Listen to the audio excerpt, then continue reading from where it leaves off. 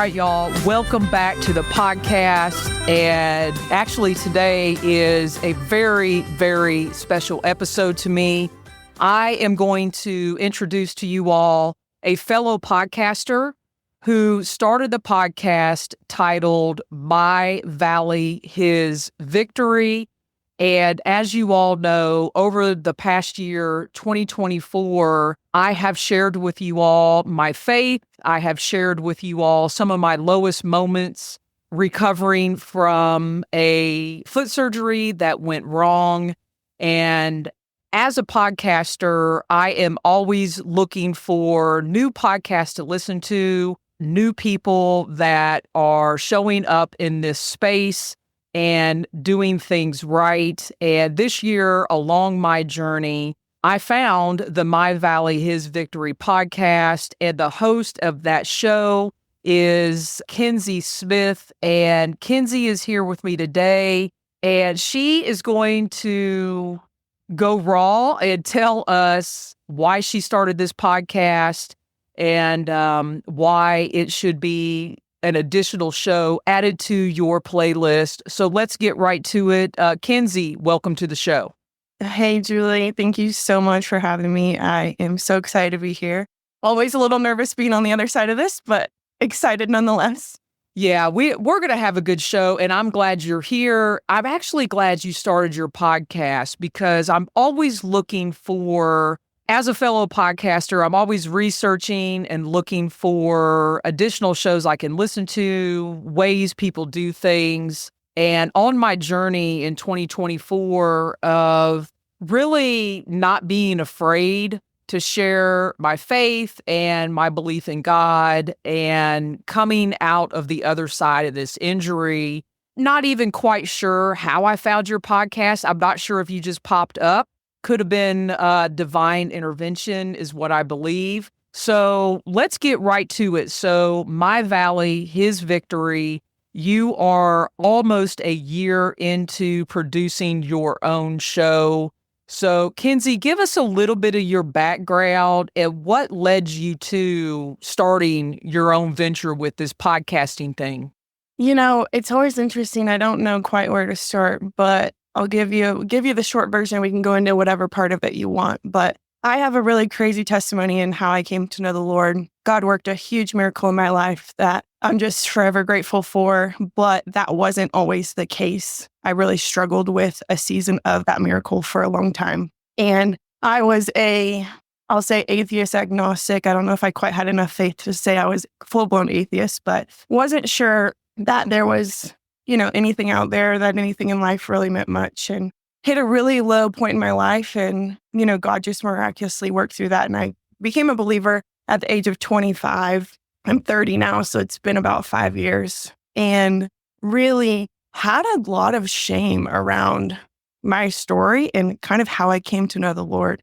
And so it's really interesting. You would think it was this big life-saving moment, and I was so happy about it. And while, yes, I was internally, it wasn't something that I wanted to share with anyone else. And so all last year, I just feel like God was tapping me on the shoulder saying, hey, Kenzie, you've had your time. It's been 4 years at that time. I need you to share your story, but from the opposite perspective. So you had all this shame, you had all this, fear of people knowing what happened to you. But I really did a huge miracle in your story. And I need you to bring glory to that part of it and kind of set your pride aside and or want to appear a certain way to people. I also tell people I'm a recovering people pleaser. I always wanted to be someone for someone else. I didn't want to share my problems or my things. I just wanted to be that person for other people. So long story short, I reached out to a friend on Instagram who runs a Christian outdoors podcast, Pete Rogers. At that time, had just started a blog called Messages from the Mountain. And I was like, hey, I would love to share about my blog, and I would love to share about my story on your podcast. And this is like a really big podcast. And I for sure thought no way that I would be a guest on this podcast. But lo and behold, he responds. He's like, I think you'd be a perfect fit. And so I shared my story on his podcast. Once it came out, I just received the most overwhelming positivity. People were like, thank you so much for sharing your story. Like, this is not things that people talk about. And it just seemed like there was a need that I know I needed in my season and that other people needed as well, which is to hear the things that are true about Christianity, that are your walk with God is not going to always be smooth. And you're not, once you follow God, you're not just going to have this awesome life and everything's just going to go well all the time. The Bible actually tells us that there will be struggle in that. And it's actually really hard to walk faithfully and be a Christian. And so after receiving all that response, I was just like, how can I create a platform for other people to share their journeys and their struggles and their valleys that they've gone through in their life, but then talk about it from the perspective of, but this is what God did with that. And so there was a purpose to my pain, even though I didn't love the pain. And in that season, I couldn't see the end of the tunnel. And I was like, what in the world is going on? Hindsight's 2020, but like, let's talk about that part and how God used your valley for his victory. And there you are. Thus the name of your show, My Valley, His Victory. I was actually just recently on your podcast. It just released. By the time this show comes out, you all will be able to go over there and really hear my testimony on your show. And I truly appreciate you having me on and giving me the opportunity to really kind of get more raw. And it took going on your show for me to do that because my show, my platform is all about hiking, all about section hiking, being in the outdoors. And what I have found over the last year of me, kind of going through the listeners hearing my journey, but not the real truth until this past year, like how low I got, how depressed I got, and what it took, to get me out of that valley. And to parallel with your show, so you've taken the world of Christianity and you've combined it with the outdoors. And I'm going to call you a very rugged outdoors person because when I was listening to your testimony on the podcast, what was the name of that show? Tell me the name of that show again. Christian Outdoors Podcast. Christian Outdoors Podcast. You're actually really into, or you were into overlanding. But before we get into that, you met your husband in Yosemite National Park. And on the Christian Outdoors Podcast, you talked about it, but you did not go in depth.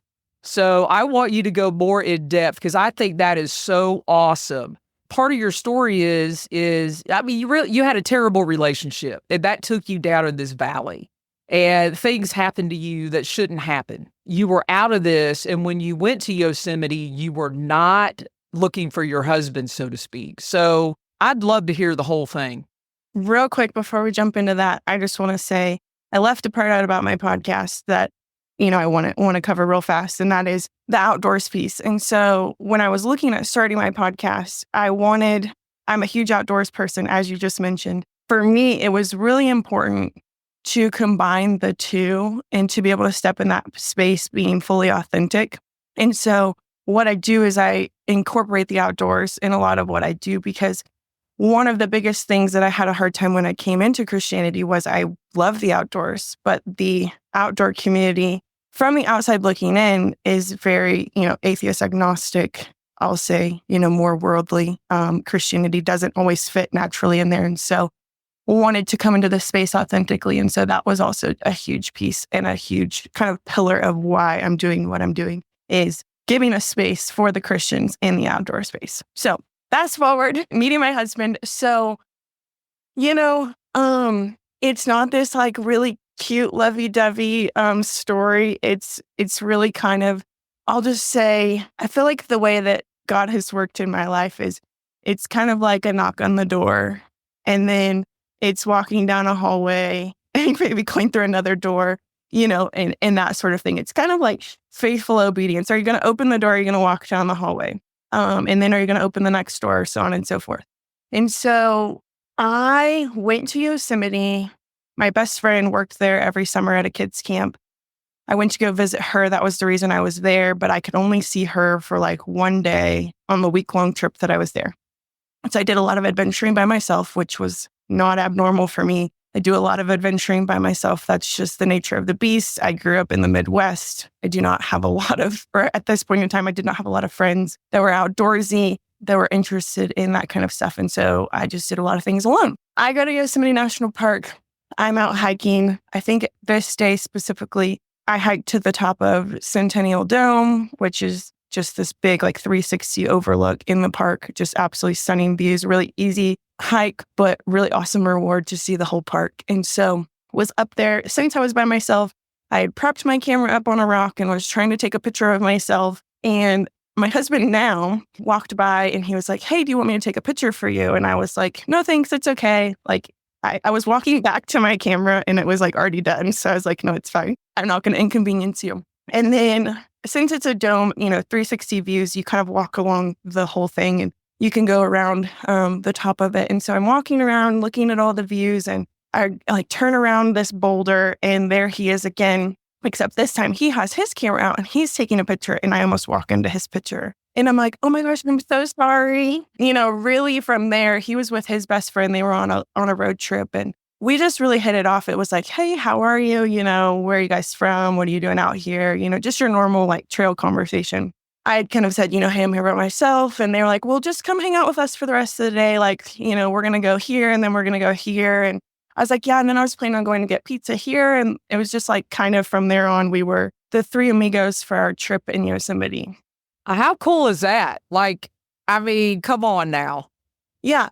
Well, and the crazy part is this was my first solo trip as a Christian. So I had just given my life to the Lord maybe 2 or 3 months earlier, switching from the view of, and I was, also in a season where I wasn't really looking to date anybody, wasn't really interested in, I was just kind of trying to figure out what that looked like for me in my life. And so I was really nervous to go on this trip by myself because in seasons past, I would have, like met a boy, hung out with him, like there would be some sort of like romantic, like, "Hey, I'm interested in you." It's like a trip fling, you know what I mean? Like, Yeah, I don't know if anybody has ever experienced that, but I'm sure they have. yeah, that was, I'm not going to say common, but kind of expected that as a single woman traveling, you're going to get hit on. And there was some fun in that, right? But I was like, I was really praying like, "Lord, please do not.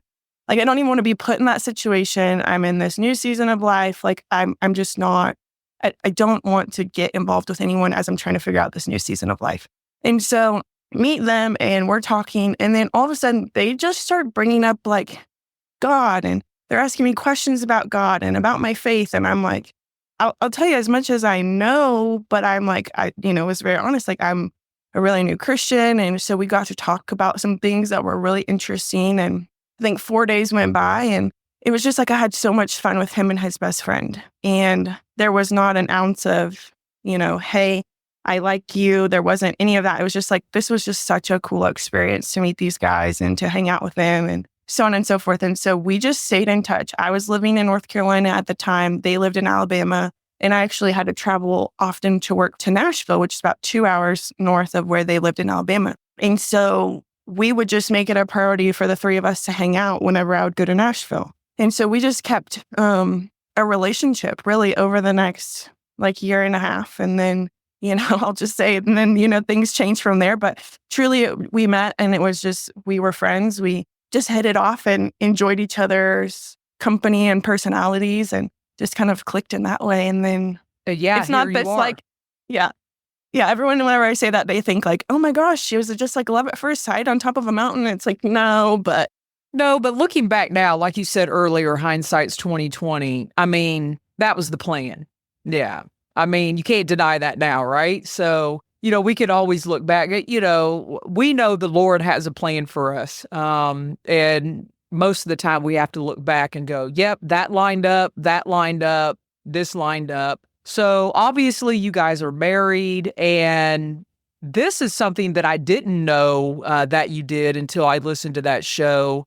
You and your husband are, or were, I don't know what you call yourselves now, but I mean, at the time, you were true overlanders. you guys got married, and then you have this truck, you're out overlanding. So walk us through that next phase. Yeah. So we got married in 2020 in Loveland, like near Loveland Pass, Colorado. So we kind of did a little elopement thing, but our families were there. And we lived in Nashville when we got married. We moved shortly after to Alabama, which is where he is from. That was a good season, but it was a hard season for us. We lived out in the middle of nowhere, just, was not really filling either of our cups. And so I had been in a season where I had lived in like 7 states over the last 7 years. And I was like, I just really could use like my community. And so we moved back to Kansas for a year, which is where I'm originally from. But we knew that we weren't going to stay there. We knew that whenever we got married, we wanted to live out west somewhere. That was kind of always the plan, always the thought. We loved the mountains. But we, at that point in time, could really live wherever. My husband, all he has to do for his job is be near an airport. I, at the time, also worked from home and needed to be near an airport. And so that was really the only criteria that we had, other than some things that we wanted. And so we were like, do we just pick a city? Do we move there? Like, how do we make the right decision? And so I had kind of always wanted to do, the typical van life thing. And my husband was like, absolutely not. We're not doing that. Keep in mind, we have 2 dogs and my husband's 6'6". And so he's just like, I don't even know that I could stand up in a van, I want to be able to be comfortable. And he travels for his job. And he's just like, I don't want to come home and be traveling all the time. So we picked 5 cities that we thought would be a good fit for us. And so we went 2 months at a time and spent 2 months in 5 different cities last year. And then we had an Airbnb in all of those cities, but we did a lot of overlanding and would go out and adventure like within a 2-hour radius of these cities to see, because we like a little bit more rural. We don't really love cities so much. And so it was like, where could we move? What's around? We also just wanted to make the most of the trip. And so I think we spent over 100 nights last year, in the truck camper or in the rooftop tent. And so you guys have, what was that? It was a Toyota Tacoma? Yep. Okay. Yep. We have a Toyota Tacoma with a quick pitch tent on top. All right. And so you guys picked 5 cities, you Airbnb it, and then in between time, you're out overlanding. 100 nights, that's a lot. Yeah. Yeah. It was a lot. May not be quite that many, but it was close. Yeah. So we had the Airbnb more to have as a base camp. So we'd come back, drop stuff, go somewhere else. We were kind of constantly on the go. It was a really fun year, but it was also pretty exhausting at the same time. Well, what did you enjoy? Because that is that's what everybody talks about. Oh man, I just want to go live in my van. And, I have a van and it's convenient, but it's not glorious all the time. So tell us kind of what did you learn from that experience doing that? The good, the bad. We obviously ended up picking where we wanted to live through that process. So we're in Utah now. We landed there. Through that process, I would say that me and my husband are definitely very different. I am definitely more of the travel adventure. I can kind of go nonstop. He is definitely more of a homebody. And so we figured out that dynamic a little bit more of, the break in between that and the, balancing of the scales, let's say, of that. And then I think for us, we loved it. It was great. I just don't think for us, it was something we could do long term. I know there's people that do, and they can do it for forever and ever. I think we really enjoyed having a base camp. So it was if we don't want to go out and adventure today, we can just go to our Airbnb, and there was never that pressure to keep going. So I think that was a healthy piece of it for sure. I don't want to say that it takes away from the adventure being out there all the time, but it's almost like every day is an adventure. And so the adventures maybe don't feel as special because, if you only get to go somewhere or go on vacation, a couple of times a year, I think, anything, if you're around it long enough, kind of loses its it's glitter a little bit. I think the biggest thing that we struggled with is community and just not having, friends, or even if we made friends. I think one of the hardest part was leaving people. It's you go somewhere for 2 months and you get close with people and then it's oh yeah, bye. Don't know when I'll see you again. Yeah. And so I think that was really, we were really excited to kind of have our own place, because moving Airbnbs and just kind of having to live out of boxes was a little challenging. At times, there was definitely times where I was like, I want this, but it's in the storage unit back in Kansas, or whatever. And so there's good and bad in that, not having whatever you want available to you all the time. There's definitely good in that. But yeah, just I think it definitely solidified what's important to us. And I think for us, that was having a church that we go to consistently and being able to like foster and build community somewhere, continuously. I totally get it, because I love going out and adventuring. I love coming home too. I love my chair, my bed, all the things, right?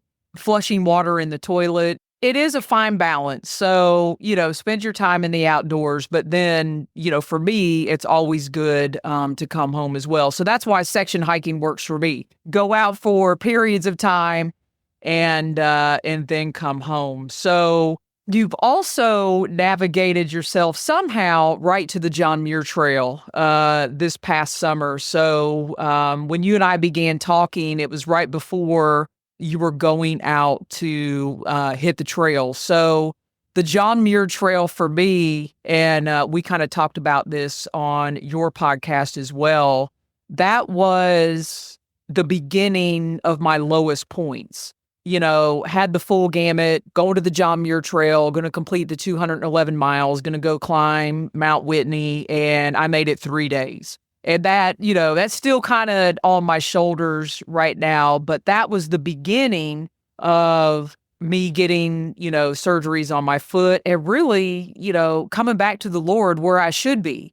So the John Muir Trail it's that scale balance for me. It's okay, you didn't make it, but it's also okay, you're exactly where you're supposed to be right now. But you, Kenzie, you did make it. You completed the entire 211 miles.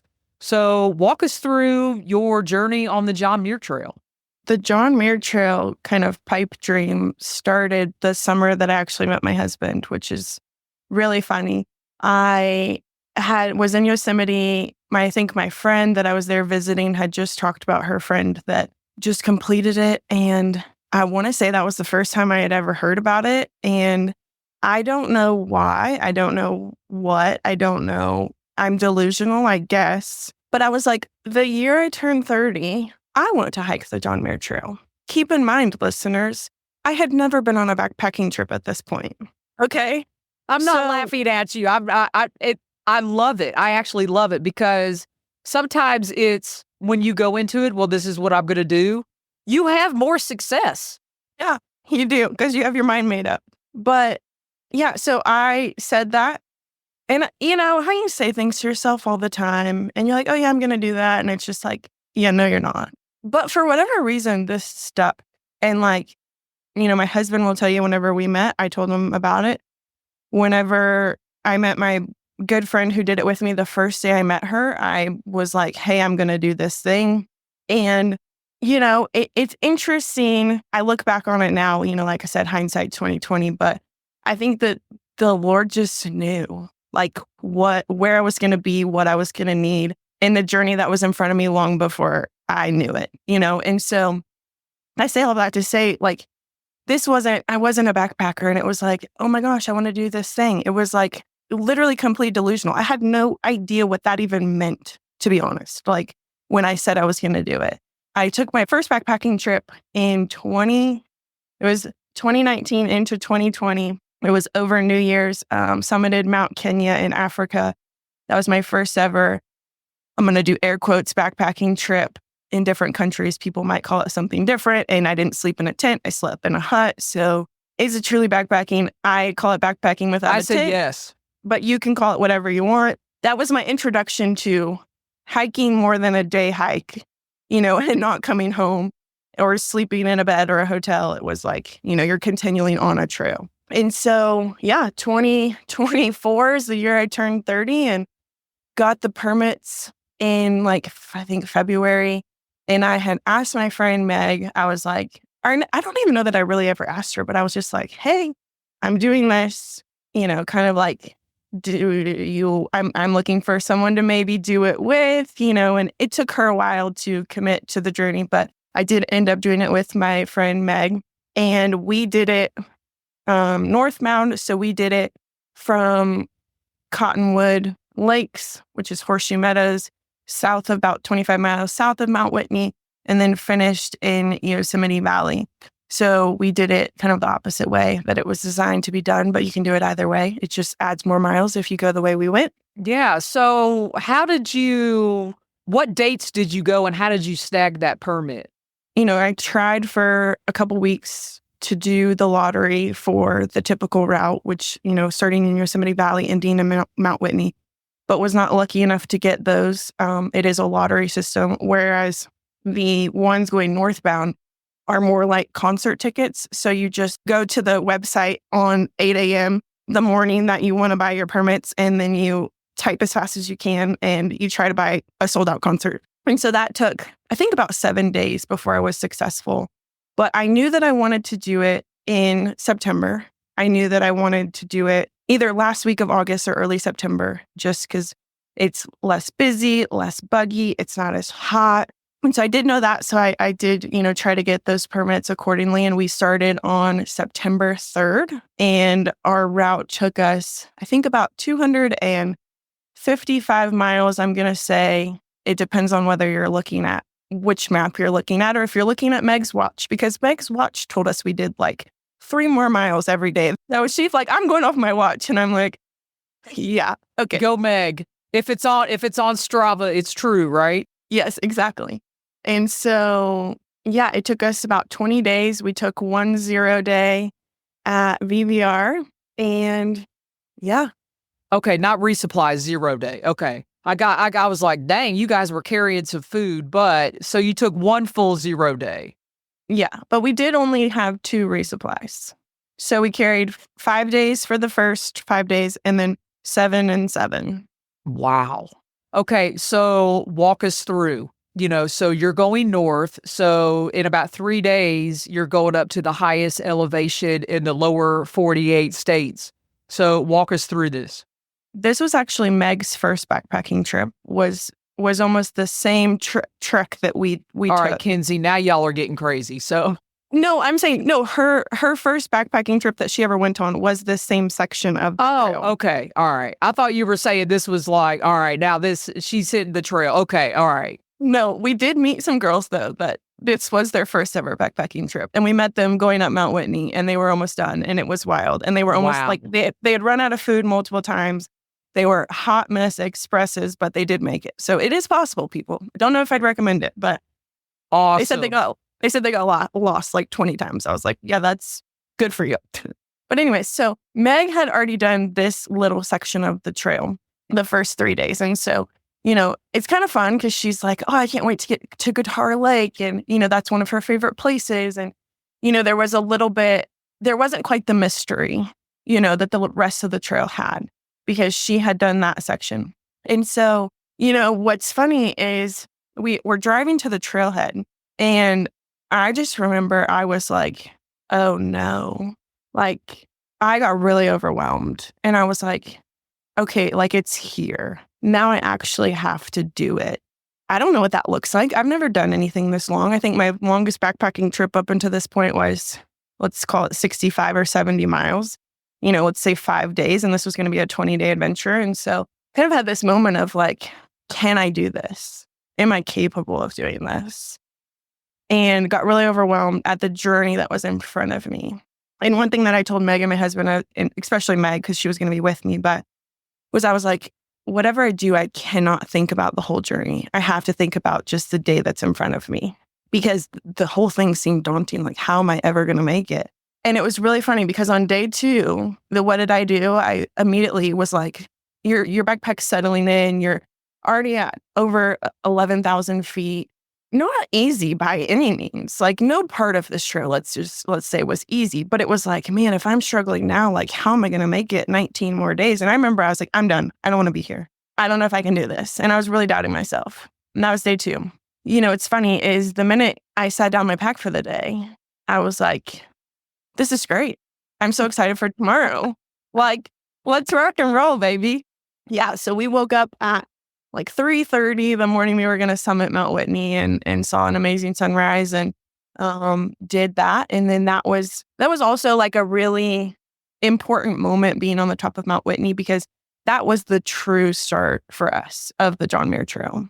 Yeah, so you get to the top of Mount Whitney, and then, now you're starting your 211 miles journey, I guess, north to Yosemite National Park.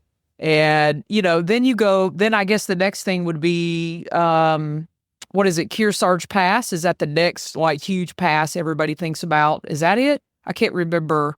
Forester. Or Forester, that's it, yeah. Yep. Yeah.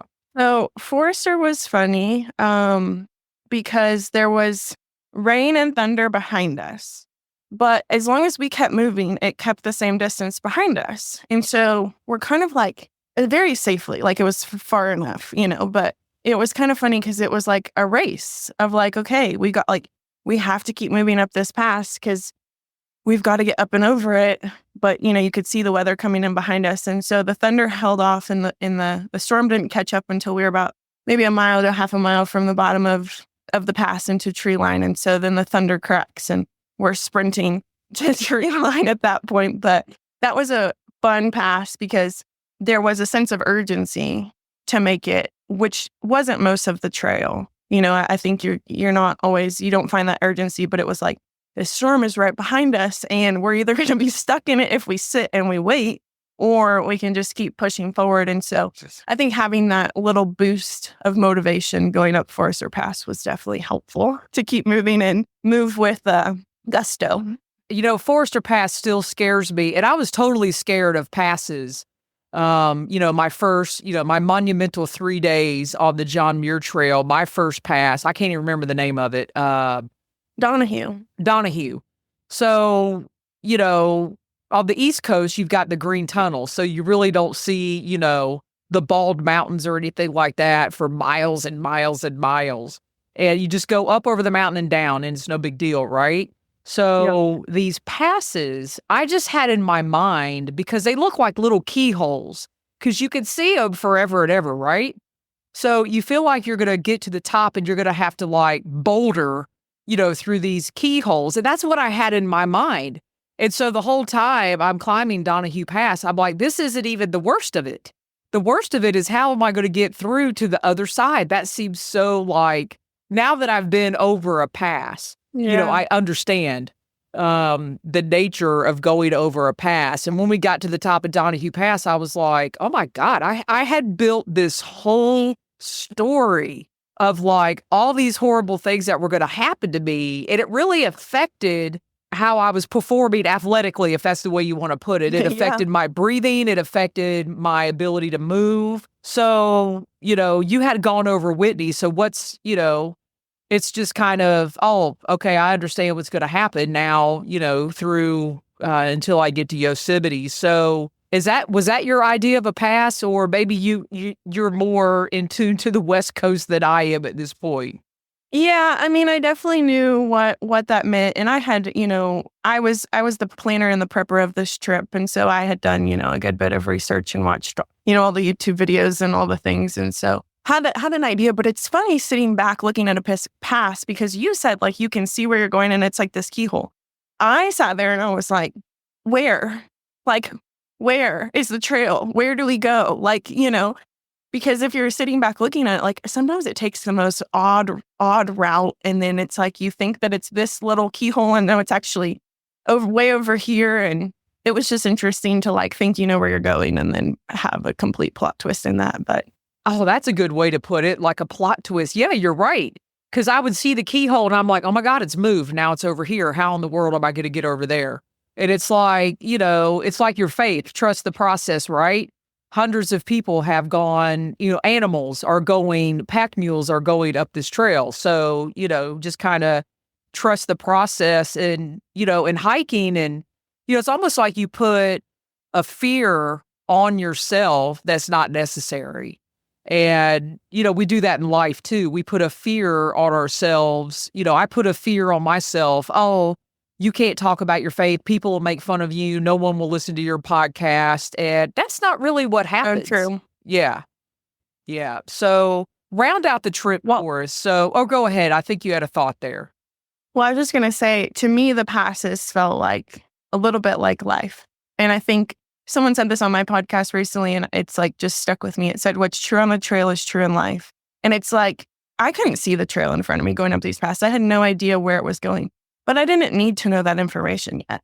I just needed to stay faithful on the steps that were in front of me and the part of the section that I could see, and you'll get there. And so I think so often we like try so hard to like see way too far in front of us. And it's like, just keep your eyes within this like 1 mile block. Don't focus on the next, 3 miles or whatever. But I think that's valuable for me, at least. Oh, no, I love that. I love that. And I was just sitting here as you were saying that, we're supposed to give all of our troubles to God, right? So even our troubles on the trail, when our pack is bothering us or we don't know the way or, whatever is happening. And when you were saying that, I was just thinking, why do we keep our troubles when we're not supposed to? Because we want to solve things, right? Like we're chronically wanting to solve. And one thing you're not going to solve is moving the trail. I love that, how whoever said that on your show, put that together. So here you are, very successful in completing the John Muir Trail. So wrap it up for us now as far as completing the trail, looking back at your success. How was God talking to you on the trail? Kind of give us a synopsis of that. So one of the things that I did right before I left was I wrote a verse on my backpack, which was Romans 12:12. And it says, rejoice in hope, be patient in tribulation, and be constant in prayer. For me, I think that was really important just because there are going to be tribulations. And it's just like, be patient. So like that verse came in super, super valuable. We were sitting at VBR, taking our 0 day, and there was a huge winter storm coming in. We weren't sure if we should leave the next day. We weren't sure, what we should do. Everyone was bailing on trail. Literally so many people left the trail that day, not sure what to do. And called one of my good friends back in Utah, who was a guide for a long time and just, has a lot of different outdoor experience than I do. And so it's just like, what would you do? It was just like one of those moments of like, just wait and see what happens. You're not going to be behind. You can still, make up the distance on the end if you do have to wait a day, but it's just like, just go to sleep and deal with it tomorrow when the storm was supposed to hit, see what's going to happen. And so I think just being patient a moment and just like not making a rash decision, not, having to leave the trail or be scared or go and like put ourselves in a dangerous situation. We just waited. And I think for me, that's something I have a really hard time with. And so I think that was like a big lesson that I was taught, was sometimes it's okay to just wait and not take a step. And so I say that very lightly though, because I think so often people get stuck there, Mm-hmm. And so it is important at some point to make that step. But I think that there is beauty in being patient. And that was a big thing. And then, really for me, I think that kind of a word that I've set for the year of this year, which I knew I was doing the John Muir Trail this year, but I didn't quite know how these two things would go together. But my word for the year was patient endurance. And for me, I just feel like that was this trip was such a testament of that. And like, life, just like the trail, requires perseverance. There were days, people I think glorify through hiking and they glorify, trips. And it's like, yes, there are beautiful things and it is 100% worth it. But that doesn't mean that every minute is fun and enjoyable and that it's not hard, And so I think that it's just a good reminder to like, whenever life gets hard or whenever things are hard, it's just like, just keep going. Like there's beauty in this. And I was just so grateful, honestly, to be out there. I've been in a season the past year where I have been, I also call myself a self-recovering success junkie. And so for a long time, I just cared about success. I cared about making a certain amount of money, about having a title, about, so many things. And in the last year, I have not had a corporate full-time career like, normal. I have been, just really focused on loving people and being present in the things that I'm doing, and have been in a blessed place to not have to worry about some of those things, and have actually healed through a lot of that lifestyle. And I just think that I was just so grateful to be here, because a year ago or over a year ago, I would have had to quit my job to do this. Yeah. I don't know that I would have been able to take 20 days, to go and do something like this. And so to just have this opportunity, and to have this opportunity to really, for me, focus on what's important. I think that the trail really taught me, like, today's worries are today's worries, and like tomorrow will worry about itself. And that's so, like, we know that, and we've heard that 1,000 times, like, scripturally, but being on the trail actually puts that into perspective and actually shows you what that looks like. Because I think that so often we can just get caught up in all the things of this world. And we live, man, I mean, this is a whole nother podcast, but we live at a pace that we were never designed to live. Well, no, we could just keep going. I mean, just keep going. Yeah. Well, but what I was going to say about that is I've actually had a really hard time talking about the John Muir Trail with people, because my brain truly, this is the way me and Meg have both talked about this. It almost seems like it doesn't happen. It didn't happen. And I think that's because it is so drastically different than what our lives look like normally, that our brain almost like can't process it, or makes it seem like it was a dream and that it didn't actually happen. And so it's just like, man, we've gotten so far from focusing on what's in front of us, and we're just constantly distracted. And it was, such a good, and like I said, I'm just so grateful to be able to have had that opportunity to be able to go, because I know not everybody does, but I just think it was really helpful for me to focus on what's in front of me. And yeah, I just think we got to do that. Like, I think we're just so distracted. I'm right there with you. And again, I cannot remember if I said this on your episode or not, but another thing that I've been kind of struggling with this year, and you talking about what you just said, is, and I almost bring this up on a daily basis, what is it in me that really enjoys going out hiking? What is it that what is driving me to get out there? 100% when you are on the trail, for me, that is, it's all the things. That's when you're closest to nature. That is, when you feel, for me, most alive. And for me, it's not about the gear. It's not, I'm not a gearhead. I could care less about that. It's not even about, the trail I'm on. But when I was injured and could not be on the trail, this past year, I started to realize, for me, hiking, you're hours and hours with God if you want to be. You're alone on the trail. If you're hiking, 13, 14, 15 miles a day, you're all day, communing with what God created. And it took me this year to finally realize that's what I miss. Hours of listening to hymns on the trail. Like, I love listening to old hymns while I'm hiking. And it could be musical only. It could be people singing.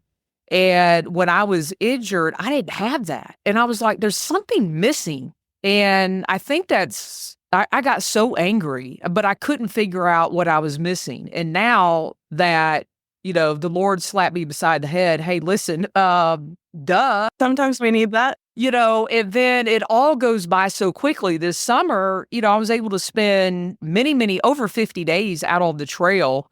And every single day, whether I was doing a 5-mile day, a 10-mile day, it didn't matter. I just wanted to make sure that I had that time where I'm quiet, I'm listening to songs, nothing's bothering me. It's kind of like a reset.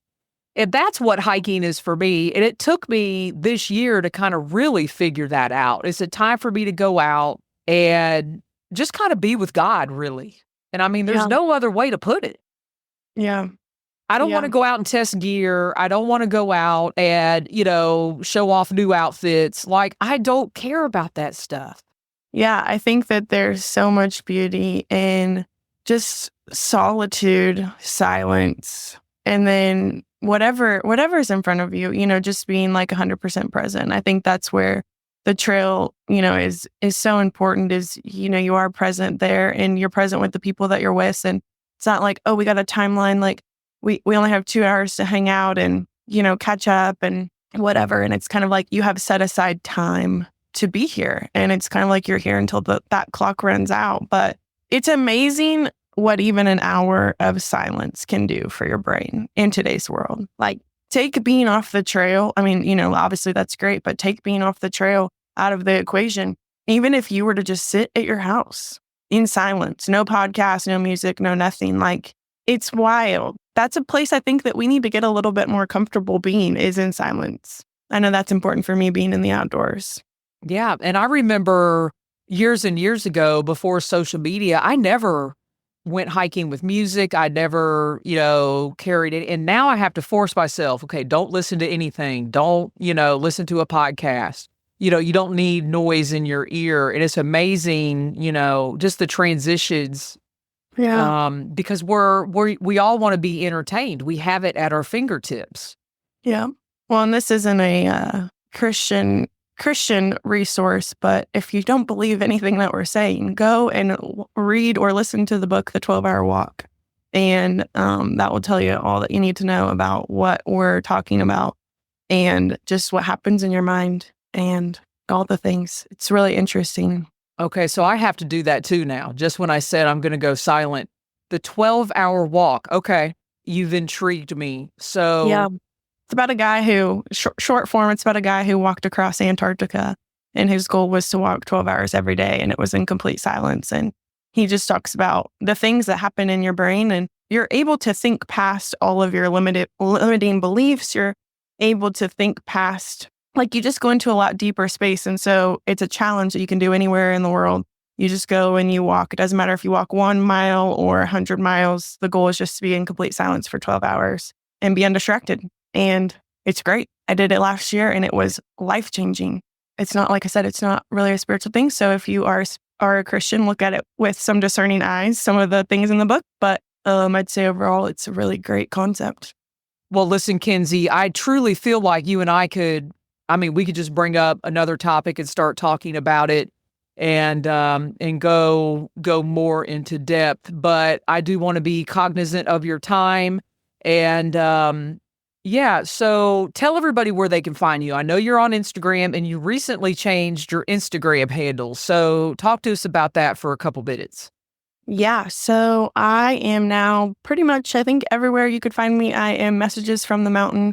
So that is on Instagram. I have a YouTube channel and my podcast is My Valley, His Victory.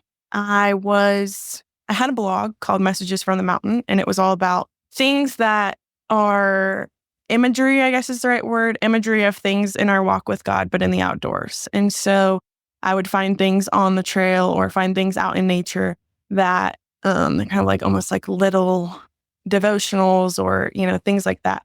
And so that was my very first step into kind of talking about the outdoors and Christianity. And my Instagram name was Kenzie from Kansas, but I just kind of want to put a little bit more of God in the outdoors and everything that I'm doing. And so I just, changed everything to that name. And now I can be free to talk about whatever I want on my Instagram. Not that I couldn't before, but just putting a little bit more name to behind what I'm doing. And so hopefully it can be things about trips, about gear, but it can also be things that I'm learning out in nature from God. And it's kind of just an all-encompassing name for all the things that I'm doing. I think it's great. So everybody needs to go over. I will make sure everything is in the description, show notes, whatever you want to call it. But most definitely go ahead and head over to your favorite podcast app, Apple Podcasts, Spotify, all the things, and check out My Valley, His Victory. And let's just close out, give the listeners a glimpse of what they can expect on your show. You are going to meet everyday Christians who love the outdoors. I don't focus on, having anybody that you would maybe necessarily know. I have had a few bigger names, but that is not my intention. My intention is people that you don't necessarily know, just your everyday common folks that you can relate to on there. We talk about how the outdoors plays a role in our relationship with God. They share stories about ways God has spoke to them in nature and being outdoors. And then they talk about a valley or a season of wilderness that they went through and what God taught them or prepared them for in that season. So we talk about everything from navigating dating and depression and anxiety to really, really, really big topics like cancer and losing a child and some really hard, really, really, really hard topics and everything in between. And so my goal with that is just for people that are walking through a similar season to be encouraged and to see that, God turned something horrible for good. Well, I truly enjoy your show. Thank you for having me on your show. And for some reason, I feel like this is not the last time that you and I are going to connect.